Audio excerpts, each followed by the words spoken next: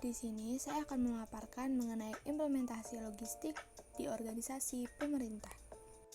Adapun agenda yang akan dibahas yang pertama adalah definisi, yang kedua siklus, yang ketiga peran logistik dalam organisasi pemerintah, yang keempat implementasi, yang kelima pengawasan, dan yang terakhir adalah pengendalian. Yang pertama adalah definisi. Manajemen logistik merupakan penerapan prinsip-prinsip manajemen dalam kegiatan logistik dengan tujuan agar pergerakan personil dan barang dapat dilakukan secara efektif dan efisien. Adapun proses-proses kegiatan logistik mulai dari pengadaan, penyimpanan, dan pendistribusian guna memenuhi kebutuhan pelanggan.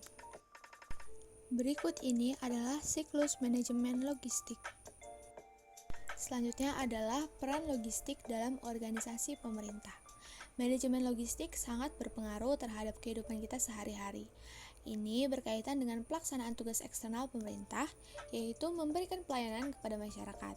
Untuk mendukung pengelolaan logistik ini, diperlukan rantai arus barang yang dapat membantu kelancaran penyediaan layanan dari negara ke kota madya.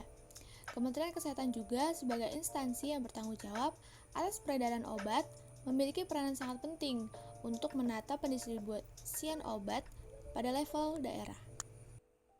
Implementasi logistik di organisasi pemerintah. Salah satunya adalah SIS-Loknas atau Sistem Logistik Nasional.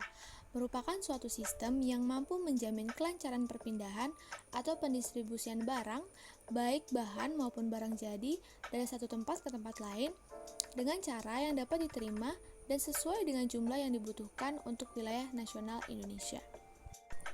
Keberhasilan dari SIS-Loknas ini tentu tidak akan terlepas dari kesiapan dan kemauan pemerintah dalam membantu peredaran logistik dengan mempermudah proses pendistribusiannya. Namun, yang terjadi adalah ada beberapa faktor yang dapat menghambat proses implementasi logistik di organisasi pemerintah. Di antaranya, yang pertama, belum seimbangnya supply dan demand. Yang kedua, sumber daya manusia yang masih kurang, sehingga koordinasi antar pelaku logistik belum berjalan secara efektif. Yang ketiga, belum optimalnya kinerja infrastruktur pendukung aktivitas logistik atau konektivitas logistik. Maka dari itu, untuk mencapai hasil maksimal dalam implementasi logistik di organisasi pemerintah, dapat dilakukan pengawasan dan pengendalian manajemen logistik. Yang pertama yaitu pengawasan.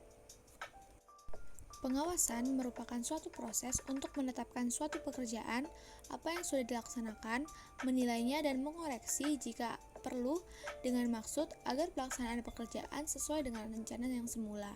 Sedangkan pengendalian yaitu proses memastikan tercapainya sasaran yang diinginkan serta menjaga keseimbangan antara persediaan dan permintaan agar tidak terjadi kekosongan logistik.